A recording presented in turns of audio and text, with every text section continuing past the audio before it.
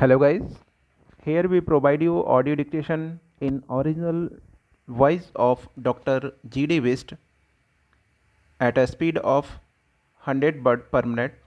If you want more these type dictations at a different speed of all books, Hindi or English, then subscribe, like, share or comments also on my channel, and lot of thanks of any kind of suggestion. Now ready?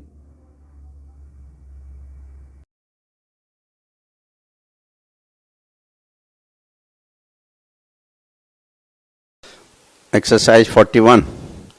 The appellant was thus held guilty also of causing the knife injury to Rakesh and came to be convicted under section 324 in addition to section 302 of the Indian Penal Code.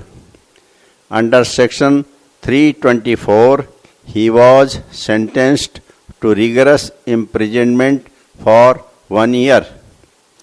He was also convicted under section 25 of the Arms Act by a separate judgment of the trial court dated February 2, 1998 in Sessions case number 26 of 1993 and sentenced to the period of imprisonment already undergone as under trial.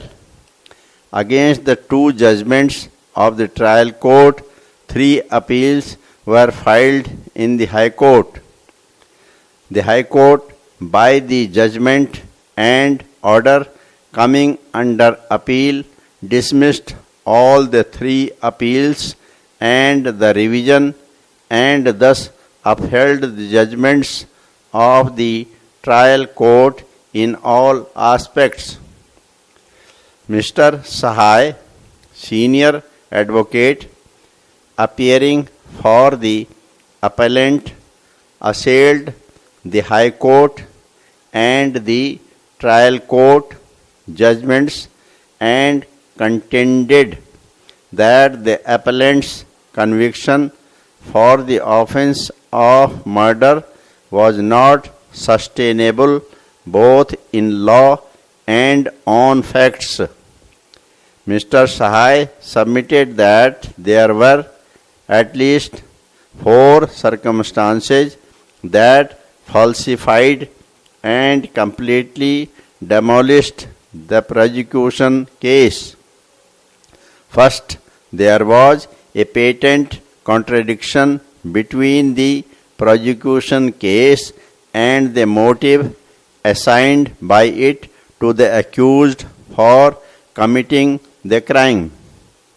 Secondly, it was undeniable that injuries were fabricated both on the person or the deceased and Rakesh, the only eyewitness whose evidence was accepted by the High Court.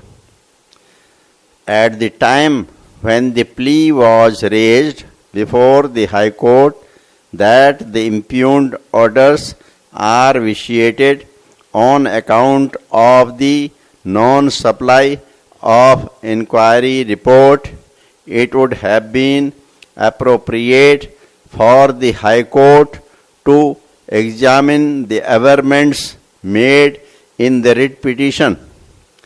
A perusal of the writ petition would show that the petitioner has failed to lay any foundation to establish that any prejudice has been caused by the non-supply of the inquiry report. No prejudice was actually caused to the respondent.